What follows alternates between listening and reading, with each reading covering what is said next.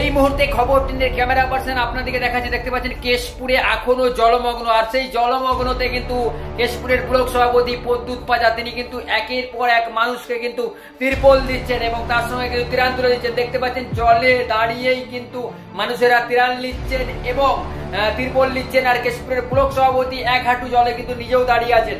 আর সেই চিত্র সরাসরি এই মুহূর্তে খবর টিনের ক্যামেরা পার্সন কেশপুর থেকে দেখাচ্ছে। কেশপুরের বিস্তীর্ণ এলাকা এখনো জলমগ্ন আছে আর সেই জলমগ্নতে ত্রাণ নিচ্ছেন এলাকার মানুষেরা। এক কোমর জলেতে দাঁড়িয়েই কিন্তু ত্রাণ নিচ্ছেন, তিরপল নিচ্ছেন আর দিচ্ছেন কেশপুরের ব্লক সভাপতি প্রদ্যুৎ পাজা। এই মুহূর্তে সরাসরি কেশপুরের ব্লক সভাপতি ত্রাণ দিচ্ছেন। দেখতে পাচ্ছেন পানিতে দাঁড়িয়েই জনগণেরা কিন্তু ত্রাণ নিচ্ছেন আর কেশপুরের ব্লক সভাপতি এই মুহূর্তে কিন্তু জলে দাঁড়িয়ে ত্রাণ দিচ্ছেন তিরপল থেকে এবং খাবার, যাবতীয় শুকনো খাবার দিয়ে দিচ্ছেন। আর এই মুহূর্তে খবর টেনে ক্যামেরা পার্সন আপনাদের ক্যামেরা বন্দি করে দেখাচ্ছে। এক নজরে দেখে নিন কোন কোন এলাকাগুলো এখনো কেশপুরের জলমগ্ন, কেশপুরের বিস্তীর্ণ এলাকায় জলমগ্ন। তার সঙ্গে কিন্তু কেশপুরের সুরতপুরে এখনো কিন্তু জল নামেনি। আর এই মুহূর্তে সেই চিত্র সরাসরি খবর টেনে ক্যামেরা পার্সন আপনাদের ক্যামেরা বন্দি করে দেখাচ্ছে।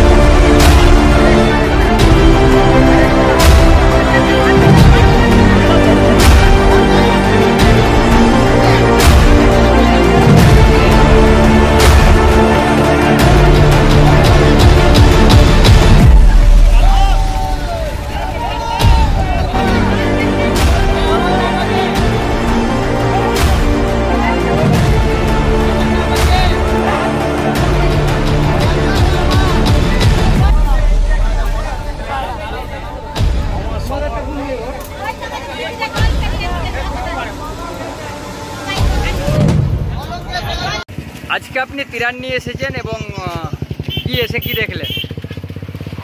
দেখলাম যে এই কানাখালী, সুরতপুর, গাছগেড়া থেকে শুরু করে বিস্তীর্ণ এলাকা যে জলমগ্ন হয়ে অবস্থায় ছিল, মানুষের যে কষ্ট সেই কথা ভেবেই আমাদের সরকার, আমাদের দলের পক্ষ থেকে আমরা তাদের জন্য যৎসামান্য যে সহযোগিতা, চাল, মুড়ি, বিভিন্ন তেল, সদা থেকে শুরু করে বিস্কুট, শুকনো খাবার, আমরা তিরপল, পঞ্চায়েত সমিতির সভাপতি, আমাদের জেলা পরিষদের সদস্য রকিবাবু সহ আমাদের জেলার যুব নেতা, ছাত্র নেতৃত্ব সকলকে নিয়ে এসে আমরা মানুষের কাছে সাহায্য তুলে দেওয়ার চেষ্টা করেছি। আবারও আমাদের বিকালের দিকে ত্রাণের গাড়ি আসবে, আমরা আবারও মানুষের যে জায়গাগুলো রয়ে গেছে সেই এরিয়ায় আমরা প্রত্যেকটি মানুষের কাছে আমাদের তরফ থেকে সাহায্য আমরা তুলে দিতে চাই। অনেকের তো ঘর ভেঙে গেছে এবং আপনারা কি নোটবন্দি করছেন প্রশাসনকে? ঘর বাড়ি যাদের ক্ষতি হয়েছে তাদের তালিকাভুক্ত করা হচ্ছে।